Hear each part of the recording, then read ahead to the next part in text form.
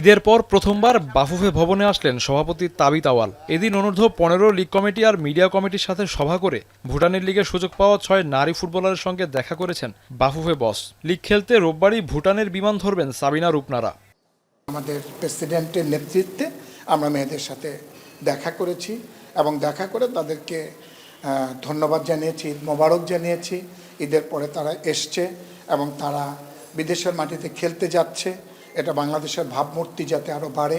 যে 6 জন বিদেশি লিগে খেলতে যাচ্ছেন তাদের প্রত্যেকেই জাতীয় দলের হেড কোচ পিটার বাটলারের অধীনে অনুশীলন বয়কট করেছিলেন। বিদ্রোহ করার 2 মাস পেরোলেও তাদের অনুশীলনে ফেরাতে পারেনি ফেডারেশন, যে কারণে শনিবারও এ প্রসঙ্গে প্রশ্নের সম্মুখীন হন বাফুফের মিডিয়া কমিটির চেয়ারম্যান। আমরা কয়েকজন তাদের কাছে গিয়েছি এবং যেয়ে তাদের সাথে আমরা কথা বলেছি এবং তাদেরকে আমাদের প্রেসিডেন্ট সাহেব সুন্দর করে স্পষ্ট করে তাদেরকে এক্স্যাক্টলি যে তারা দেশের বাইরে খেলতে যাচ্ছে এইটা নিয়েই আমাদের কথা হয়েছে। জুনে এফসি নারী এশিয়ান কাপ বাছাইয়ের ম্যাচ রয়েছে বাংলাদেশের। গুরুত্বপূর্ণ 3টি ম্যাচকে সামনে রেখে রোববার থেকেই ক্যাম্প শুরু নারী ফুটবলারদের। ঈদের আগে বাফুফের নারী উইং চেয়ারম্যান বলেছিলেন ঈদের পরই সাবিনারা অনুশীলনে ফিরবেন। তবে বিদ্রোহ করা 18 ফুটবলার বাটলারের অধীনে অনুশীলন করবেন কিনা তা নিয়ে ধোঁয়াশা রয়েই গেল। এসকে শাওন, এখন, ঢাকা। একনল হ্যান্ড ওয়াশ 100% প্যারাবেন ফ্রি, তাই নিরাপদ হাতের জন্য আস্থা রাখুন একনলে।